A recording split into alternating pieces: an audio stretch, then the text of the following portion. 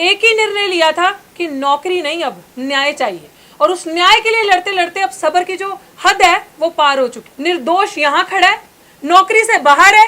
दिल्ली विश्वविद्यालय के अंदर जो आरोपी है, जो क्रिमिनल है, वो कुर्सी पे बैठी है और आए दिन पता नहीं कितने दलित आदिवासियों का भोजनों का वो गला काट रही है वहां बैठे। और वहां पे जो साजिश चल रही है वो तो चलेगी। देखना होगा जीवित तो आ जाइएगा, अगर फोटो में देखना होगा तो वो आप बता दीजिएगा, क्योंकि हमारा समाज ना 13वीं पे आता है। हम सभी देशवासियों को अपनी जाति, धर्म, भाषा, प्रांत से ऊपर उठकर इंसाफ की लड़ाई लड़नी होगी। एकलव्य को किसी ने शिक्षा नहीं दी थी, फिर भी एकलव्य का अंगूठा काट लिया गया। उनको आत्महत्या के लिए इतना मजबूर कर दिया जाता है। जब कोई व्यक्ति मरता है या आत्महत्या कर रहा है तो आप सोचिए कि वो किस कंडीशन से गुजर रहा होगा। मैं आप सबको ये चीज कहना चाहती हूँ, क्योंकि आपके माध्यम से जो भी दर्शक ये चीज देख रहे हो, आप मेरे को आज यहाँ देख लीजिए। पता नहीं इस आंदोलन के चलते आप दोबारा देख पाए या ना देख पाए। अगर तो आप चाहते हैं कि पायल तड़वी, रोहित वेमुला और पोस्टर पे अगला चेहरा मेरा देखना चाहते हैं तो आपकी मर्जी, आप घर बैठ के देखिए। और अगर आप नहीं देखना चाहते तो मेरे साथ उस आंदोलन पे आइए, क्योंकि मैं समाज के सम्मान की और आत्म सम्मान स्वाभिमान की लड़ाई है, मैं लड़ रही हूँ। मैं जीवित होके मैंने मिसाल दे दी है, मुझे नहीं लगता मुझे कुछ ज्यादा कहने की जरूरत है। एक ही निर्णय लिया था कि नौकरी नहीं, अब न्याय चाहिए। और उस न्याय के लिए लड़ते लड़ते अब सब्र की जो हद है वो पार हो चुकी है। इसलिए आप सबके सामने है, निर्दोष यहाँ खड़ा है, नौकरी से बाहर है। दिल्ली विश्वविद्यालय के अंदर जो आरोपी है, जो क्रिमिनल है, वो कुर्सी पे बैठी है, आपके सामने है। तो ये दो किस्म की प्रक्रियाएं जो दिल्ली यूनिवर्सिटी से हो रही हैं। आप मेरे साथ एक एग्जाम्पल प्रोफेसर रतनलाल का भी ले लीजिए। सीनियर प्रोफेसर है, एसोसिएट प्रोफेसर है दिल्ली विश्वविद्यालय में। आप सबको उनका केस पता होगा। क्यों दे रही हूं उनकी एग्जाम्पल, क्यों जरूरी है कि अगर आप उनका रिकॉर्ड निकाल के देखो तो उनसे पढ़ा लिखा प्रोफेसर आपको दिल्ली विश्वविद्यालय में कोई नजर नहीं आएगा। प्राचार्य सर बार बार ये चीज कहते हैं कि अगर SC/ST का प्रोफेसर है इतना ही काफी है, उसकी काबिलियत हमें बताने की जरूरत नहीं, क्योंकि हम दावे से ये चीज कहते हैं कि वो 100% काबिल होगा। इसीलिए एकलव्य का अंगूठा काटा जाता है। प्रोफेसर रतनलाल ने, मैं आपको एग्जांपल दे रही हूँ, प्लीज इसको दिखाइएगा कि प्रोफेसर रतनलाल ने जब यूनिवर्सिटी को लिखा कि मेरा प्रोफेसरशिप क्यों रोका गया है, मैं एलिजिबल हूँ उस प्रोफेसरशिप के लिए, आप मुझे मेरे को प्रोफेसर बनने दीजिए। तो यूनिवर्सिटी आगे से रिप्लाई करती है रतनलाल सर को कि आपको इसलिए नहीं हम कर रहे प्रमोट क्योंकि आपके ऊपर FIR है और आपका केस पेंडिंग है।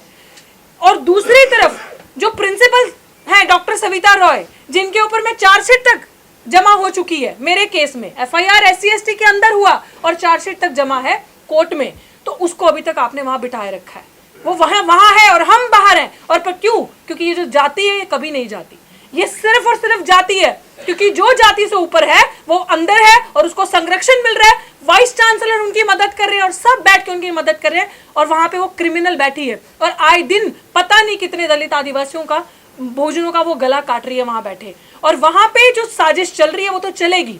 28 तारीख को मैं 12:30 बजे से उस प्रोटेस्ट पे बैठ रही हूँ। या फैसला बहुजन समाज करेगा, या वो वहां रहेंगी, या आपको अपनी बहुजन बच्ची चाहिए, ये फैसला मेरा समाज करेगा। साथ देना होगा, देखना होगा जीवित तो आ जाइएगा, अगर फोटो में देखना होगा तो वो आप बता दीजिएगा, क्योंकि हमारा समाज ना 13वीं पे आता है खुल के, तब नंबर लगते हैं कि किसने कौन चला गया और कौन नहीं आया। जीते जी जब आपको कोई कहता है कि मैं जातिगत भेदभाव का शिकार हूं तो आप उठ के नहीं आते। तो अब मैं भी देखूंगी बड़ा बड़ा भाषण देने वाले, बड़े बड़े नंबर लगाने वाले, कितने मेरे समाज के नेता आकर असल में मेरा साथ देते हैं। ये मेरी आप सबसे अपील है। अभी भी मैं हाथ जोड़कर अपील करूं कि अपनी बच्ची का साथ दो, अपने बच्चों का भविष्य बचाओ। शुक्रिया। आज के दिन हम लोग इसलिए इकट्ठे हुए हैं, देश में एक मॉडल के रूप में प्रोफेसर ऋतु ने जो देश को आईना दिखाने का काम किया है, हिम्मत साहस से हर मंजिल आसान हो जाती है। आज भी आज़ादी के अमृत महोत्सव काल में छुआछूत, पाखंड, कट्टरता, नफरत के शिकार लोग हो रहे हैं। हम अमानवीयकृत कर रहे हैं, इंसान इंसान से भेद कर रहा है। सोचिए, आज भी प्रतिभा को कुचला जा रहा है सिर्फ जाति के नाम पर। निश्चित तौर पर मौजूदा सरकार जिस हिसाब से शोषण कर रही है जातियों के नाम पर, धर्म के नाम पर, इसके खिलाफ जो प्रोफेसर रितु ने जिस लड़ाई का आगाज किया है, हम सभी देशवासियों को अपनी जाति, धर्म, भाषा, प्रांत से ऊपर उठकर इंसाफ की लड़ाई लड़नी होगी। संविधान सभा में 299 लोग थे। सोचिए, बाबा साहब ने जो संविधान दिया, जिस शक्ति के कारण हम आज मौजूदा सरकार से लड़ पा रहे हैं, अगर यह संविधान ना होता तो हमारा क्या होता? इसी संविधान को कुचलने का भी प्रयास किया जा रहा है मौजूदा सरकार के द्वारा।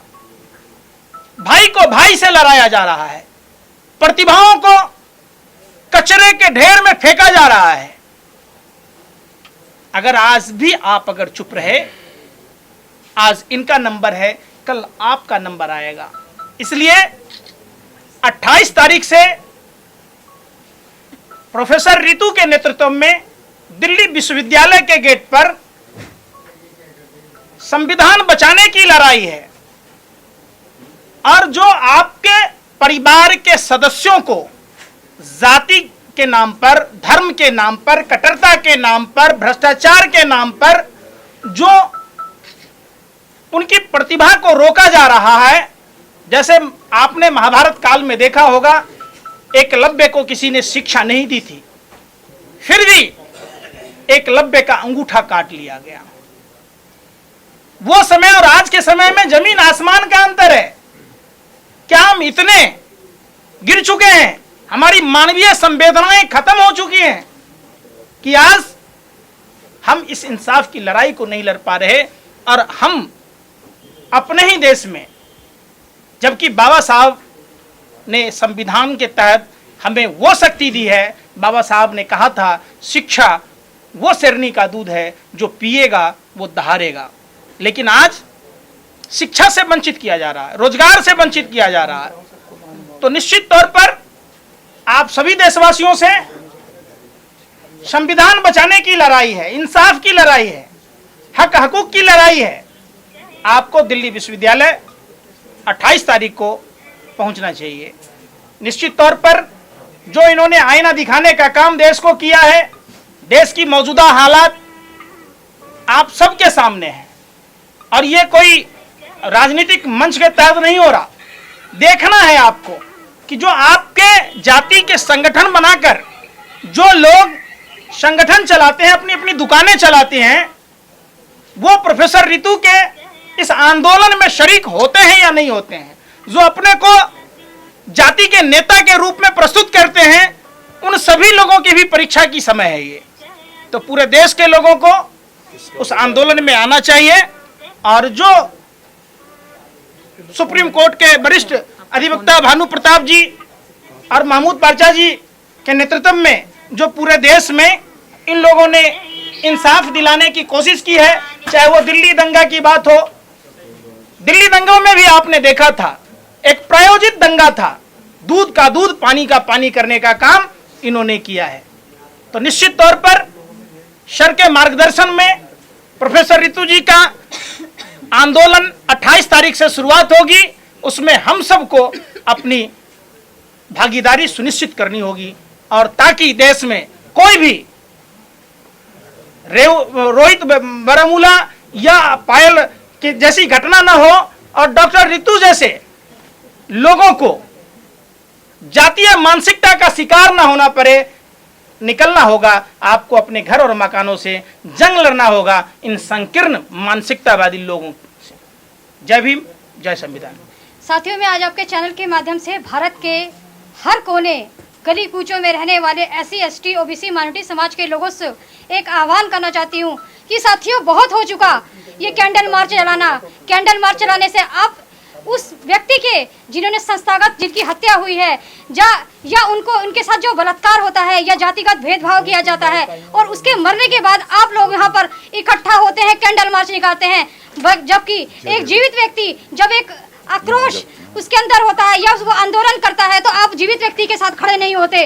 और आज एक वक्त है कि हम लोगों को इस एकता का प्रदर्शन देना है, क्योंकि आज जो बहुजन समाज है, आप देख रहे हैं उसके साथ जातिगत भेदभाव इतना किया जा रहा है। आपने देखा होगा कि मणिपुर की घटना में जातिगत भेदभाव का शिकार वो आदिवासी 2 महिलाएं जिन्हें नाच करवाया जा रहा है एक तरीके से।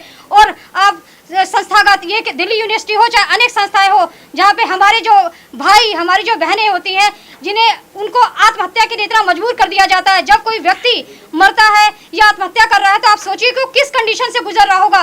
शायद उसके अंदर इतना ज़्यादा मानसिक प्रेशर होगा, इतना ज़्यादा उसे मानसिक टॉर्चर किया गया होगा कि वो आत्महत्या के लिए। तो आखिर ऐसी घटनाएं हमारे साथ हो ही क्यों?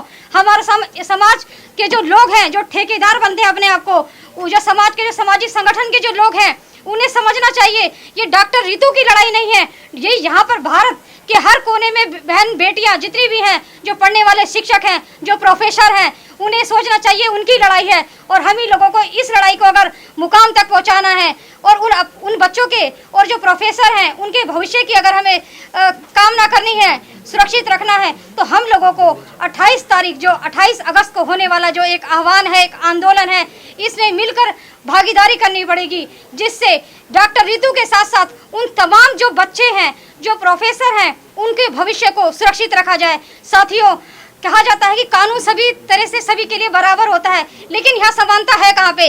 एक व्यक्ति जो अपराधी है, क्या नाम है, फर्जी डॉक्यूमेंट बनाकर जो स्टूडेंट्स को उनको सिग्नेचर करवा के उसमें करता है फौज, जबकि दूसरी तरफ एक वो व्यक्ति जो कंप्लेनेंट है, जिसके साथ प्रताड़ना हुई है, वो बाहर है और जो अपराधी है वो शान से अपनी कुर्सी पे बैठी हुई है। तो ये न्याय का अलग अलग रूप क्यों? एक वीआईपी जो कल्चर चलाया जा रहा है कि जो अमीर या जो बहुत पॉपुलर लोग हैं वो तो क्या कहते हैं आराम से रह रहे हैं, एक जो आम व्यक्ति को बिल्कुल अपनी क्या नाम है आंदोलन के लिए सड़क पर उतरना पड़ रहा है। आज कहा जाता है कि हमारा SC/ST हमें एक्ट जो हमें कानून दे दिया गया है, हमारा स्पेशल एक्ट है, जिसमें बहुत ही अच्छा जिसे एक्ट हमें मिला हुआ है, लेकिन वाकई में अगर कहा जाए तो इसका इम्प्लीमेंटेशन नहीं है। जब हम थानों के अंदर जाते हैं तो ना तो हमारी सही से FIR होती है, ना कोई सुनने वाला होता है। अगर हमने मेहनत कर भी दी, अगर हमारी FIR हो गई तो उसके अंदर भी इस तरह से षड्यंत्र रचा जाता है कि आपकी चार्जशीट ना करके क्लोजर रिपोर्ट फाइल कर दी जाती है। इस तरह से केस को दबाने के लिए, और कोर्ट तक तो पहुंच ही नहीं पाता, और उसे क्या देते हैं बाद में कोर्ट के अंदर कि आजकल तो SC/ST के लोग जो हैं फेक केस बनाते हैं, लोगों को फंसाते हैं। तो साथियों, ये लड़ाई न्याय की लड़ाई है और डॉक्टर रितु की लड़ाई नहीं, हम सबकी लड़ाई है, आपकी बहन बेटियों की लड़ाई है। हम एक सामाजिक कार्यकर्ता होने के बावजूद अगर हम अपनी मेहनत कर सकते हैं तो घर के अंदर बैठे हुए वो सभी लोग जो अपने आप को कहते हैं कि हम जिंदा दिल लोग हैं, सड़क पे उतरिए और 28 तारीख को दिल्ली यूनिवर्सिटी में आप सभी डॉक्टर रितु का सपोर्ट करने के लिए जरूर आए। जय भीम, जय भारत, जय संविधान।